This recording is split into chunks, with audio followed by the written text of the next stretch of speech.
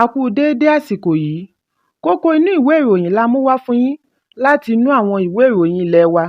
Orúkọ tèmi ni Ọmọgbémisọ́lá Ọmọalọ́gọ̀madẹ. Ilé-ẹjọ́ gíga tó fìkàlẹ̀ sí Maitama ìlú Àbújá ti fi òǹtẹ̀ lu ìyọ̀ǹda gómìnà àná fún ilé-ìfowópamọ́ àgbà CBN Godwin Emefiele láti ní àǹfààní àti rìnrìn àjò láàrin orílẹ̀-èdè Nàìjíríà. Nínú oṣù kọkànlá ọdún tí ó kọjá ní ilé-ẹjọ́ gba onídùúró rẹ̀ pẹ̀lú n300 million àti onídùúró méjì. Adájọ́ Hamza Muazu ni ó pàṣẹ wípé àwọn onídùúró gbọ́dọ̀ ní ilé tí iye rẹ̀ tó n300 million pẹ̀lú C/O láàrin ìlú Àbújá kí wọ́n sì kó ìwé-ẹ̀rí wá sí ilé-ẹjọ́ kí akọ̀wé ilé-ẹjọ́ yẹ̀ ẹ́ wò dáadáa. Bákan náà ni ilé-ẹjọ́ pàṣẹ kí Emefiele yọ̀ǹda gbogbo ìwé ìrìnnà sí ilé-ẹjọ́ kí ó dúró sáàrin ìlú Àbújá fún gbogbo àkókò ìgbẹ́jọ́. Ṣùgbọ́n níbi ìgbẹ́jọ́ tí ó wáyé lówùúrọ̀ òní ni agbẹjọ́rò Emefiele Àgbàmọ̀fin Matthew Bukar ti rọ ilé-ẹjọ́ kí wọ́n fún oníbàárà rẹ̀ ní àǹfààní láti rìnrìn àjò láàrin orílẹ̀-èdè. Agbẹjọ́rò fún ìjọba Rotimi Oyedepo kò ṣe lòdì sí ìgbésẹ̀ yìí, ṣùgbọ́n ó rọ ilé-ẹjọ́ kí wọ́n rí i dájú wípé afẹ̀sùnkàn kò kúrò lórílẹ̀-èdè títí ìgbẹ́jọ́ yóò fi parí. Bákan náà ni Oyedepo rán ilé-ẹjọ́ létí wípé àjọ tó ń gbógun ti ìwà ìbàjẹ́ àti ìṣòwò ìlú kúmọkùmọ EFCC ti pe àtúnṣe ẹjọ́ mìíràn ní Ọjọ́rú tako Emefiele, ṣùgbọ́n Bukar ní Ọjọ́rú ni wọ́n ṣẹ̀ṣẹ̀ fún un ní ìwé ìpẹ̀jọ́ yìí kí wọ́n fún un ní ààyè ọjọ́ díẹ̀ láti fi ṣe àgbéyẹ̀wò rẹ̀. Lórí ìgbésẹ̀ yìí ni ilé-ẹjọ́ fi sún ìgbẹ́jọ́ tuntun yìí sí ọjọ́ 19 oṣù Kínní. Ẹ̀kúnrẹ́rẹ́ ìròyìn yìí wà nínú ìwé ìròyìn Daily Post tó jáde lónìí. Ìjọba ìpínlẹ̀ Ọ̀yọ́ ti sọ wípé ilé-iṣẹ́ Illegal Mining and Gemstone Market tí wọ́n ṣe àwárí rẹ̀ ní ìlú Ìbàdàn sọ wípé àwọn gba òǹtẹ̀ láti ọ̀dọ̀ ìjọba àpapọ̀. Olùbádámọ̀ràn fún gómìnà ìpínlẹ̀ Ọ̀yọ́ lórí ètò ààbò Ṣèyí Mákindé Fatai Owóṣeni ni ó sọ eléyìí di mímọ̀ níbi ìfọ̀rọ̀wánilẹ́nuwò pẹ̀lú ẹ̀rọ amóhùnmáwòrán Arise lónìí. Bí a kò bá gbàgbé wípé àìpẹ́ yìí ni ìdúgbàmù wáyé ní ìlú Ìbàdàn látàrí ìdúgbàmù láti ibi ìkẹ́rùsí àwọn illegal miners. Owóṣeni fìdí ẹ̀ múlẹ̀ wípé ẹ̀ṣọ́ aláàbò àti ìjọba ìpínlẹ̀ kò lè mọ gbogbo ohun tí ó ń ṣẹlẹ̀ láàrin ìpínlẹ̀ bí ará ìlú kò bá pèsè ìròyìn tó ṣeé fẹ̀mí tẹ̀. Bákan náà ni ó sọ wípé ọdún méjì sẹ́yìn ni ìjọba ìpínlẹ̀ ti ń ní ọ̀rọ̀ sísọ pẹ̀lú ìjọba àpapọ̀ lórí àwọn awakùsà. Wọ́n ní àwọn ṣe àwárí ilé ọjà ní agbègbè Ọjọ́ọ̀ tí ó jẹ́ ti àwọn ará ilẹ̀ òkèèrè. Owóṣeni tẹ̀síwájú wípé gbogbo ìgbà tí àwọn bá yọjú sí ibẹ̀ ni wọ́n máa ń gbé ìwé àdéhùn wọn pẹ̀lú ìjọba kalẹ̀.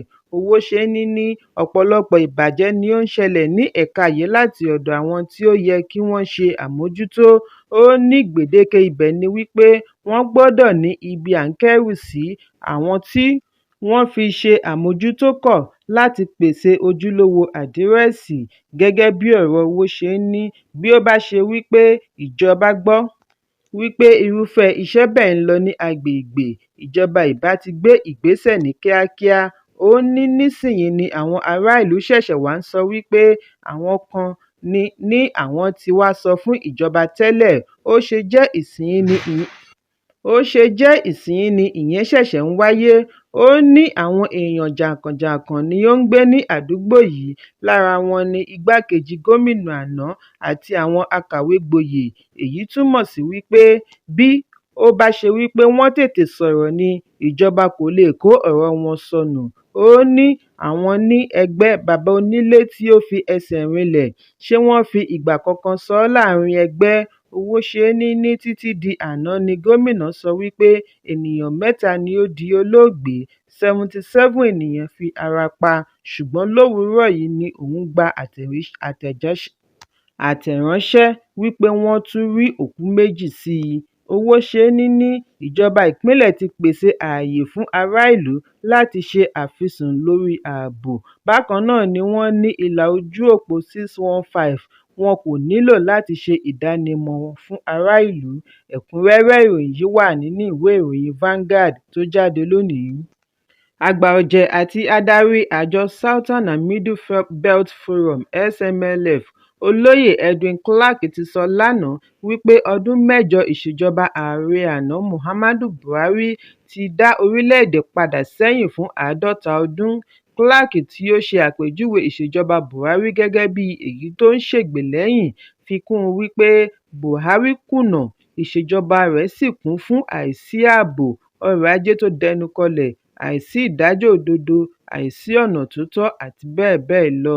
Adarí agbègbè Niger Delta sọ èyí nígbà tí ó ń fèsì sí ìṣíde ìwé tí wọ́n pe àkọlé rẹ̀ ní "Iṣẹ́ pẹ̀lú Buhari, Working with Buhari" láti ọwọ́ amúgbálẹ́gbẹ̀ẹ́ Buhari nígbà ìṣèjọba rẹ̀ Fẹ́mi Adésínà.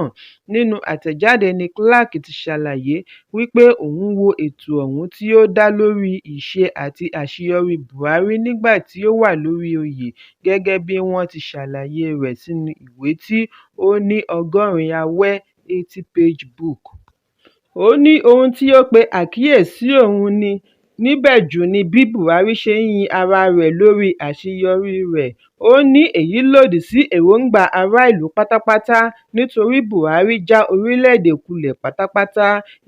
Ìṣèjọba rẹ̀ kún fún oríṣiríṣi àjálù. Ó ní Buhari fi orílẹ̀-èdè sílẹ̀ ní ipò tí ó burú ju ìgbà tí ó bá a lọ. Clark ṣe ìrántí ìwé tí ó kọ ránṣẹ́ sí Buhari ló kù ọ̀la tí ó máa fi ipò sílẹ̀, bí ó ti ṣàlàyé wípé ìjọba rẹ̀ kún fún ìlérí tí kò múṣẹ, pàápàá jùlọ ojúnà tí kò já geere, àwọn apanijayé àti adàlúrú bíi Boko Haram, ISWAP, ajínigbé àti àwọn ìwà ọ̀daràn mìíràn, débi wípé nínú ìfòyà ni ọ̀pọ̀lọpọ̀ wà látàrí àìsí ààbò fún ẹ̀mí àti dúkìá láti ọ̀dọ̀ ìjọba. Èròǹgbà àti jápa ló wá gba ọkàn ọ̀pọ̀lọpọ̀ ọmọ orílẹ̀-èdè. Ẹ̀kúnrẹ́rẹ́ ìròyìn yìí wà nínú ìwé ìròyìn Leadership tó jáde lónìí. Ìlúmọ̀ọ́ká òṣèré Tóyìn Abraham ti sọ wípé òun gba yàrá sí ilé ìwòsàn látàrí ìjayà tí ó wáyé lẹ́yìn tí eré tuntun tí ó ṣẹ̀ṣẹ̀ gbé jáde tí wọ́n pe àkọlé rẹ̀ ní Màláíkà tọ pọ́rọ́ síta.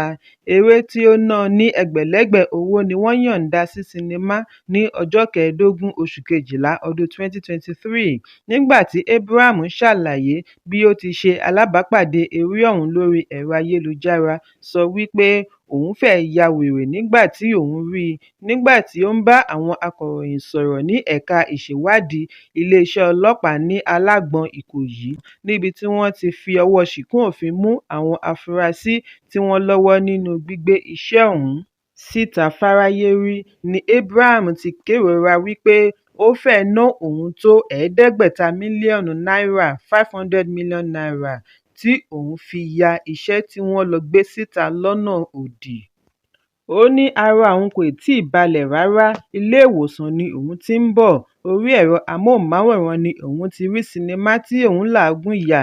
Níṣe ni ó jọ bí ẹni wípé ayé fẹ́ parẹ́. Gẹ́gẹ́ bí obìnrin, igbe ni òun ń sun, tí alámòjútó rẹ̀ fi ń dá òun lójú wípé kí òun fi ọkàn balẹ̀. Lójú ẹsẹ̀ ni ó bẹ̀rẹ̀ sí pè lórí aago, ó pe ọkọ rẹ̀, ó pe àwọn onímọ̀ ẹ̀rọ, wọ́n pe Google, pe Telegram. Lẹ́yìn èyí ni wọ́n rí ààyè àti gé ojú ìlà link kí Google tó bẹ̀rẹ̀ sí fi àtẹ̀jíṣẹ́ ránṣẹ́ emails, níbi tí wọ́n ti fi dá wọn lójú wípé àwọn ti gé ojú ìlà. Abraham ṣàlàyé bí òun ṣe kọ́kọ́ rawọ́ ẹ̀bẹ̀ sí ọ̀kan nínú àwọn afurasí ọ̀daràn yìí, tí ọ̀kan nínú wọn ń da òun ríboríbo lórí iṣẹ́ tí òun làágùn yà. Ó ní èyí kì í ṣe nípa tòun nìkan, ṣùgbọ́n fún àǹfààní àjọ sinimá lórílẹ̀-èdè, nítorí àwọn kò ní ọ̀nà mìíràn ju iṣẹ́ eré lọ. Ìdí nìyí tí òun ṣe gbọ́dọ̀ gbógun ti àwọn ajíṣẹ́ oníṣẹ́ piracy. Ẹ̀kúnrẹ́rẹ́ ìròyìn yìí wà nínú ìwé ìròyìn Punch tó jáde lónìí. Wàhálà tuntun mìíràn tún ti bẹ́ sílẹ̀ fún gómìnà àná fún ilé ìfowópamọ́ àgbà CBN Godwin Emefiele bí ìjọba àpapọ̀ ṣe ṣe àtúnṣe ẹ̀sùn takò ó lórí àwọn àṣemáṣe rẹ̀ nígbà tí ó sì jẹ́ gómìnà. CBN. Ẹ̀sùn àkọ́kọ́ ni wọ́n ti ṣe àlékún rẹ̀ látorí 6 sí 20 tí ó dá lórí ìwé yíyí, forgery àti àwọn ìwà arúfin mìíràn.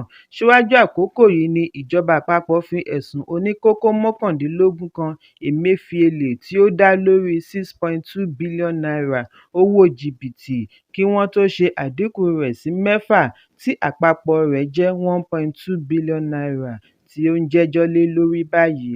Nínú àtúnṣe ẹ̀sùn ni wọ́n ti fi ẹ̀sùn kan Emefiele wípé ó fi ọ̀nà ẹ̀bùrú ṣaṣojú akọ̀wé àgbà fún ìjọba àpapọ̀.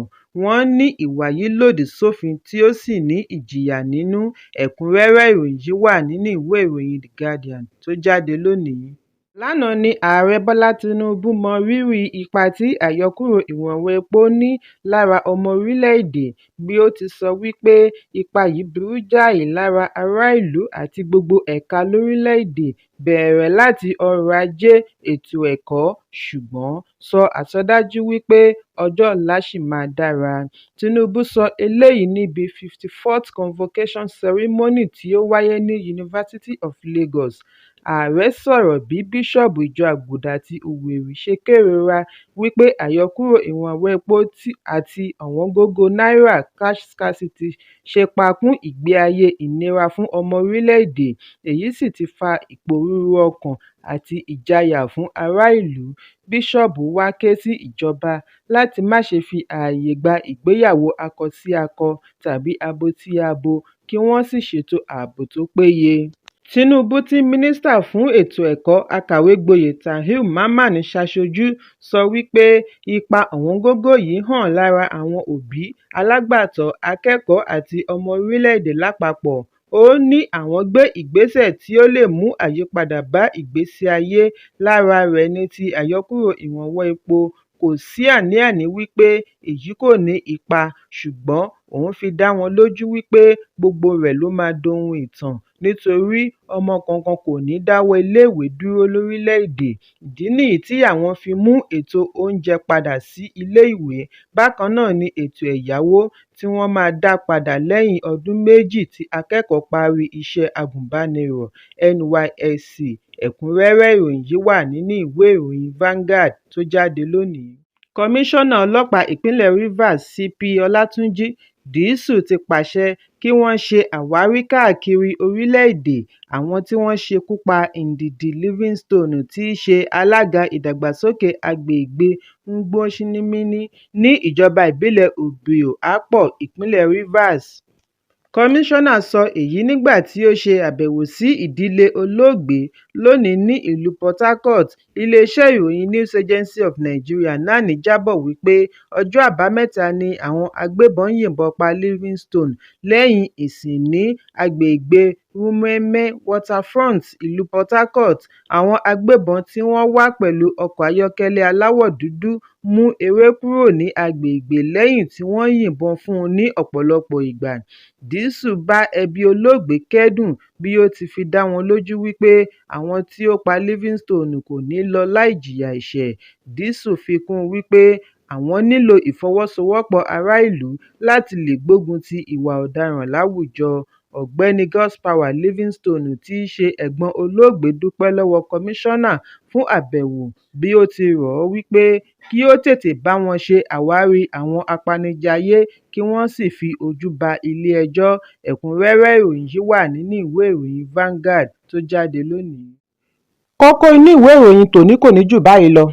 Ẹ pàdé mi lọ́la fún àkọ́tún ìròyìn. Kí a tó lọ, ẹ má ṣaláì fi àríwísí yín ránṣẹ́, ìyẹn comment, kí ẹ sì bá wa subscribe sí ojúnà wa lórí YouTube kí Kókó inú ìwé ìròyìn lè máa tẹ̀ yín lọ́wọ́ ní kíákíá.